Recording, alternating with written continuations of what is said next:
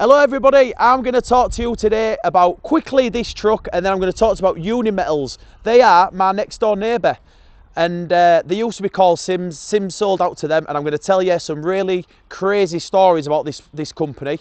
And these stories are first-hand, so we are down the same street as Uni Metals, and people have been coming to the gate and talking to me and telling me that they owed them 150,000, 200,000. There was taking scrapping up to the day before they went bust. And then I know for a fact that there was taking scrap out after they'd gone bust. So when they went into liquidation, they stopped everybody going in, but they sent all the scrap out. Obviously with no intentions of paying people. I know that. How do I know that? Because I've got a CCTV camera that in the corner of our yard that looks into their yard. How mental. And I will tell you, just for full disclosure, the bastards owed us 3,000 quid. I was tipping scrap metal in there up until the day before they went bust. And all the people who worked there, I spoke to them and they was like, yeah, nothing's going wrong, nothing's going wrong. I even spoke to the manager and he obviously clearly would have known that everybody was going to get fucked. So, yeah, I don't owe them any loyalties. So I will give you the full story about them. But quickly, before we go into that, let's have a look at this beast. This is a lovely truck, probably one of the last ones to go this year. We've got a refurb job for Daniel over Christmas, which we're doing. But the actual new builds, they're all done now. Some of them need painting and things like that. But this is an absolute belter. Just remember, if you are going to get into the waste industry this year, ring us for a body. You know, put one of these bodies onto a truck. We give you a full warranty for 12 months. No questions asked, no hassle, no mourning. You know, what can I say? They cost next to nothing to run. Cheap on diesel, cheap on tyres. Cheap, you know, you blow an engine up in a Transit or a whatever, couple of grand. You know, you do that in a few tyres on a big truck. It's a totally different ball game, especially this year when, you know, we don't know what the economy is going to do. It's a perfect time to buy you one of these. And I'll tell you, we run a few of these little trucks as well. And in comparison, you know, Saturday morning, you can drop off 3, 4, 5, 6, 7, 8 skips with one of these quicker than you can in a big truck. And the difference is, you know, you don't need a driver with a Class 2 licence, which, you know, can be, one, expensive, and two, obviously with driving hours and things, you can just have, you know, a Saturday lad, somebody coming on a Saturday, you can pay them the same as a big truck driver. You know, we give our lads a decent rate, but you know, they're such a game changer in these hard times. Right, let's watch the video about them bastards at Uni Metals who owe me and a lot of my friends in this town a load of money. Let's get into it. As you will see behind me, this big massive scrapyard is my next door neighbour. And they've got a frag machine and everything. There was called Morley Waste Traders, then they sold out to Sims, then they sold out to Uni Metals when Sims left the UK. I'm going to explain the situation to you. This is like, not a personal one, things happen, but I'm going to explain to you why I'm making this video. So first of all, if you watch my videos, you know that even if I get pissed off about stuff, I never really dog people out. I keep it respectful. Do you know, I hate the... Have you ever seen two people arguing online, like where they lower the tone? You know, like I always say to somebody, if you swear in an argument, you're the one who loses. You've got to keep it classy, haven't you? You've got to keep it half classy. Not that I'm classy by any means, but I'm not going to come on here and start dogging everybody out and all that lot. It's pointless. But what I want to talk to you about today is the people in this area that I know. These guys have got scrapyards all over this Uni Metals, but what they've done to people, and the thing that I don't like. I'll give you a bit of my backstory. So I went into Uni Metals. I can only talk about myself because there's only us that know. You know, there's only me that knows. So I went in. They didn't pay us for June, July, August, I think September. So we had 4 months. We didn't get paid. People were saying there was going bust. I went in, spoke to the yard lad, and I said to him, "Look, you know, you're a local lad, same as me. You know, play the game kind of thing." And they got us paid, which was all right. Before I left, I said to the man, "Is everything all right?" The guy was called Rob. To be fair, he's a real nice fella. I said to him, "Is everything all right? Have you been paid every week?" I asked him all the usual questions. Everything all right? Bear in mind, they're my next door neighbour, so I spoke to him regular. "Is everything all right?" "Yeah, mate, everything's fine." We kept going in there for 2 or 3 more weeks. All of a sudden, we went one day, gate was closed. I thought, it's weird. So anyway, spoke to the security guard because obviously I know him. I said, "Mate, let me in that office now." They owe us about 3 or 4 grand or whatever it was.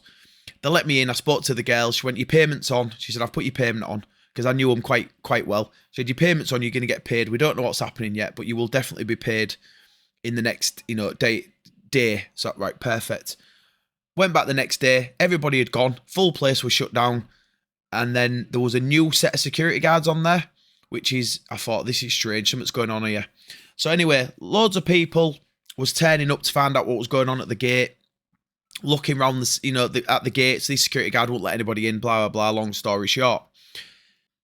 Then, a couple of days later, we've got CCTV in our yard, and because our yards are literally side by side, the camera on our office, which looked into our yard, catches a bit of their yard. So, you can see it's on the wall in here, we've got finger. So, you can see them. So, anyway, all of a sudden, lorries start going in, getting loaded up.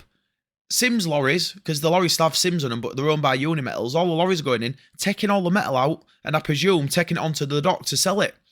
Well, I was under the impression that if a company goes bust, yeah, that operation ceases that day, doesn't it?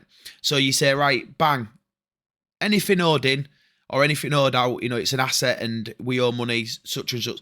So they've obviously taken all that metal, all the copper, everything, sold it all a couple of days after they've, officially closed the gates and sold it to somebody.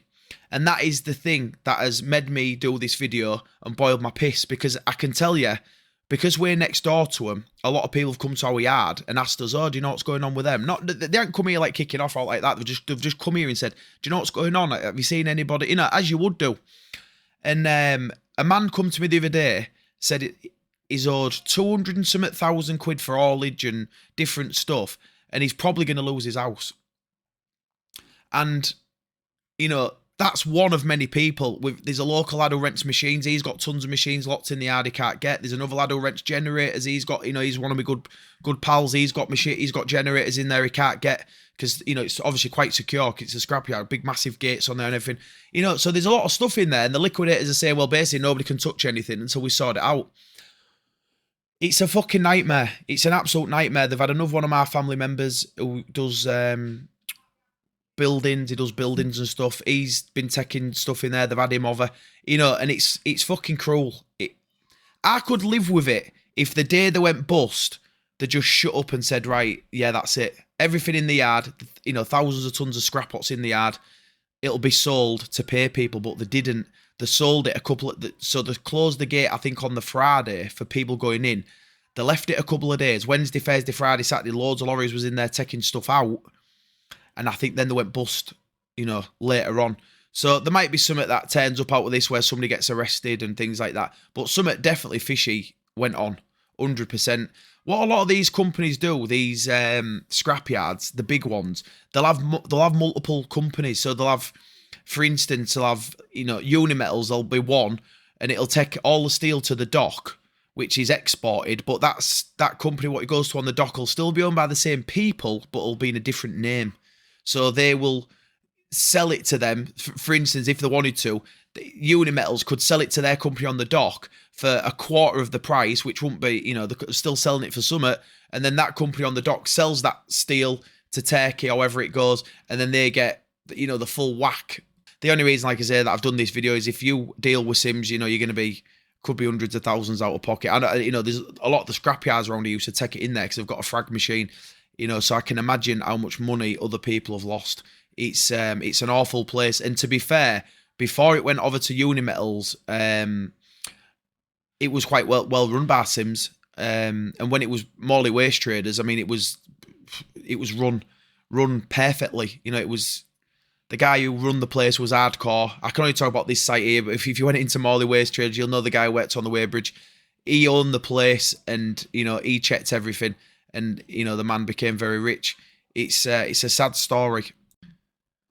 So, like I say, I don't know what the situation is, how they went bust. I know Sims, I don't think they was massively profitable in the UK. Sims is they're in Australia and all over, but I don't think the UK was a great market for them, especially with EMR and stuff. We have a lot of problems with emissions over here, don't we? And, there's a lot of tax in this country.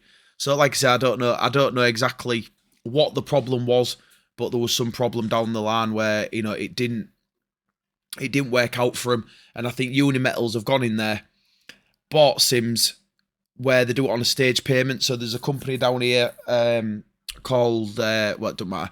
There's a company down here who buys a lot of companies, and I speak to their thing, and they've all said the same thing. You buy it over 3-4 years, and if you don't pay for it, you know, within that time scale, there's like guarantees. So it might be a personal one from the director. So if, you know, if we don't, you know, do you know what I mean? Because what somebody could do, say for instance, I could sell you a company, or you could sell me one. I could run a load of debt up on your company and then just bust it. Do you know? I could basically be taking your good credit. Do you know what I mean? So some businesses have real good credit, don't they?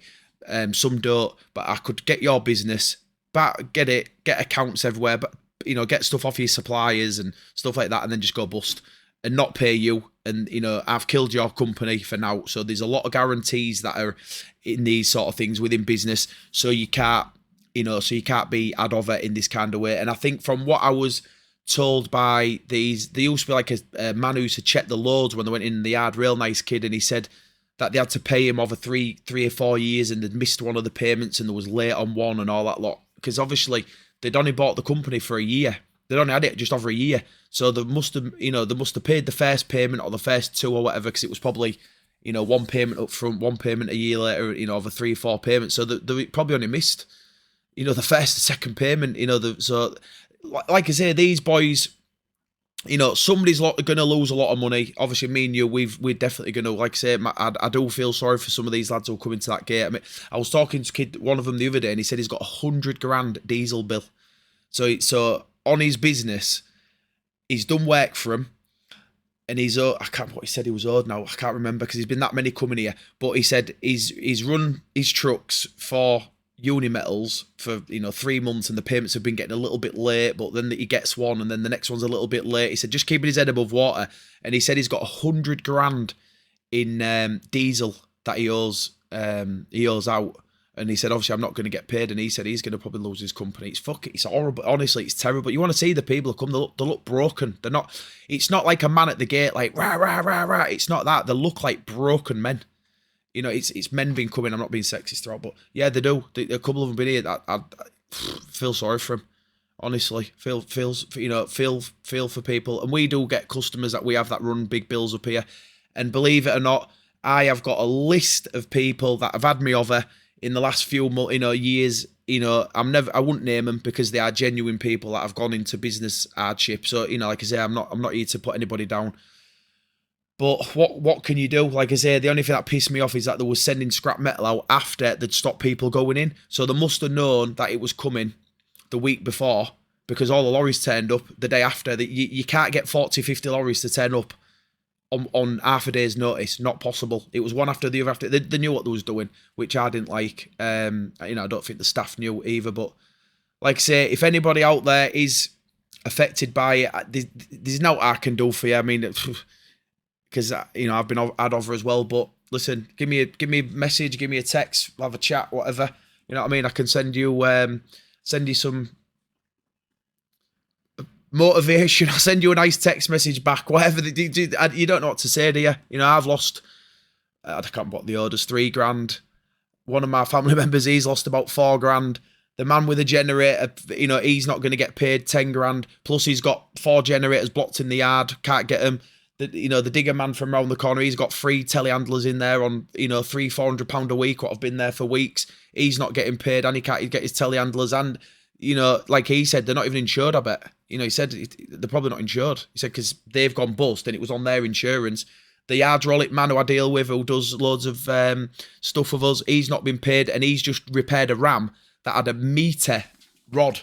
The rod was a metre wide, like this, on the shear. You imagine that? I said, how much does he owe? He said, I can't even bring myself to tell you the number. So just so you know, pal, I'm feeling it with you. But anyway, like I say, a bit of a depressing video, and a lot of people are going to be dealing with these. A lot of people are going to be had over by them, you know. And if it's a genuine where they've gone bust, I hope the lads who've running the company are all right as well. But if you have gone out your way to do as much damage limitations to protect yourself, while people like me, you know, and other small companies get fucked, well, you know, just remember, you know, you're not going to get a lot of good luck in life if you, a lot of people say, don't they, if you do good stuff, you get luck back. Don't know if I believe that, because I try and do quite a lot for people, and I don't seem to be getting any luck most of the time. I don't know if I believe that, because I do quite a bit of stuff for people, or try to, and then I don't get no good luck, hence this situation. But anyway, I'll see you all soon. If anybody wants to ring me about the Sims situation or Uni Metals, you know, just give me a ring or whatever, and happy to talk to you about it.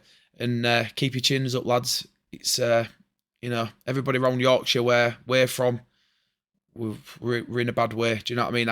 I know at least probably £1 million worth of people, just local. People with 25s, 30s, just people coming up to that gate, £1 million in debt. And the person who takes all the shredded waste off the frag machine, he will be fucking wounded, because they was taking loads of frag off that machine all day. And I have got a good idea. I know who took that waste. It was a waste broker who I used to speak to all the time, because I used to see the lorries in here, so I know where it was going, but I wouldn't want to be him if he's still doing it. Anyway, have a good rest of the week. What is it today? Is it Tuesday? 30th? Couple of days.